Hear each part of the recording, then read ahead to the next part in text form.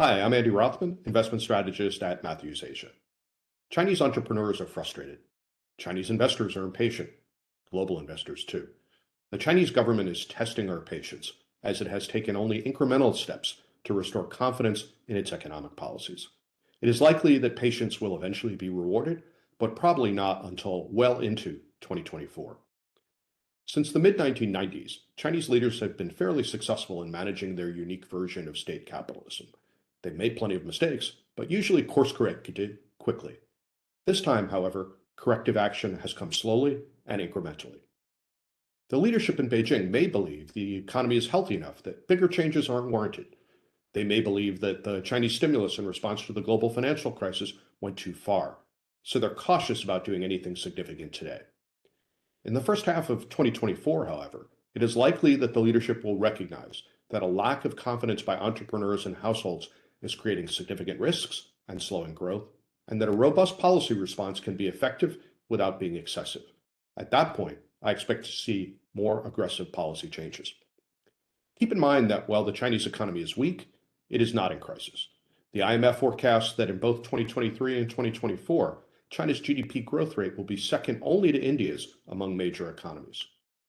Recent data is pretty good when compared to pre-pandemic 2019. Retail sales in November were up almost 12% compared to November 2019. Industrial value added was 21% higher than 4 years ago, and electricity consumption was 26% higher. In the third quarter of this year, per capita household income, adjusted for inflation, was 21% higher than during the third quarter of 2019. Confidence, however, is weak. Conversations with entrepreneurs during a recent trip to China made clear that confidence has been shaken by poorly explained and poorly implemented economic and regulatory policy changes by the Chinese government. Rather than hoping for stimulus or subsidies, entrepreneurs are looking for the government to simply get out of their way. But confidence isn't terrible. Per capita household consumption spending in the third quarter was 25% higher than the same period in 2019, compared to an 18% expansion in the second quarter and a 13% expansion in the first quarter of this year. In the first 11 months of this year, private investment in manufacturing rose 9% year over year. In my view, confidence can be restored if Beijing takes steps that convince entrepreneurs and households that the government is getting out of the way of business, is fully supporting the private sector and markets, and is creating a more transparent regulatory environment. Basically, Beijing needs to return to the pragmatic economic policies that led to the expansion of the private sector, which now employs about 90% of the urban workforce, and which made China rich. So, why am I optimistic that more pragmatic policy changes are coming in 2024?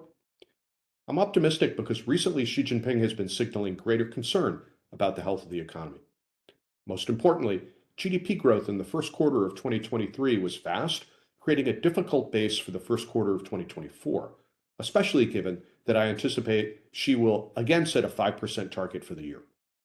The challenge of hitting that target absent significant policy changes should become increasingly clear in the early months of the year.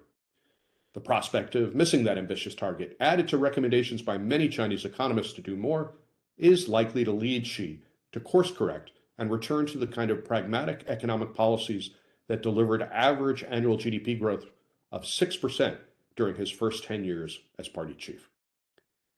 Xi is likely to recognize that if he does not do a lot more to correct past policy mistakes, confidence among households and entrepreneurs will deteriorate further, leading to a sharper growth slowdown. The longer that persists, the harder it will be to generate a turnaround. Recognition of this risk should, I believe, lead to the pragmatic course correction that entrepreneurs and investors have been impatiently waiting for. For more details, please check out the new issue of Sinology titled Beijing Tests Our Patience, which is available on the Matthews Asia website or by using the QR code here.